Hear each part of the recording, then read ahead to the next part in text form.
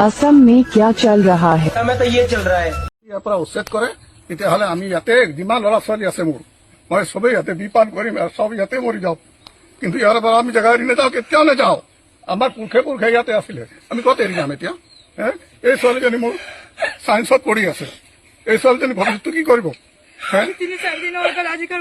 হেমন্ত বিশ্ব শৰ্মা বেটি পঢ়াও আমি শিক্ষা দিয়া নেকি আমি বহুত কাম কৰিলো নেকি শিক্ষা দিবলৈ বেটি পঢ়াও ল'ৰা ছোৱালীকে আমি পাতত ছিঙি পেলাই তাকে বোলে হেৰি কৰিব লাগে নেকি আমি শিক্ষা দিবলৈ আমাৰ অভিজ্ঞতা নাই নেকি আমাৰ হেৰি নাই নেকি আমি জন্ম দিলো বোলে কি পাত ছিঙি পেলাই দিব লাগে নেকি ইমান দিনৰ পৰা ইয়াত বহি আছো কোনো এইটো মেনেজাৰ আহি আমাক ইয়াৰ পৰা উঠাই দিবলৈ বিচাৰিছে আমাক কোনো সহায়ো দিয়া নাই সেইকাৰণে কৈছো আপোনালোকক যে আপোনাৰ ৰাইজে চব মিলি পেলাই আমাক সহায় কৰক কিবা এটা বিচাৰ কৰক আসন দিয়ক আমাক থাকিবলৈ যিগৰাকী মেনেজাৰৰ তত্বাৱধানত ঘৰটো ভঙা হ'ল তেখেতৰ নামটো কি আছিল মনোজ বৰগোহাঁই কি ক'ব আৰু কি ক'ব আপোনালোকে আমি তাক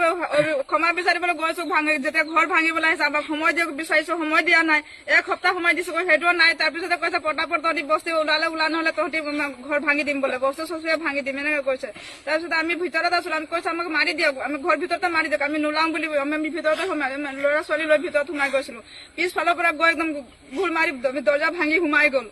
সোমাই যোৱাৰ পিছত পুলিচে সোমাইছে মই ভাবিছো পুলিচ সোমালে তেতিয়া ল'ৰা ছোৱালী কিবা দুখ পাব যে মই কৈছো গৈ এতিয়া আমাৰ ঘৰ ভাঙিলে আৰু আমি ইমান যুঁজিলো আমি নাপাওঁ আৰু ঘৰ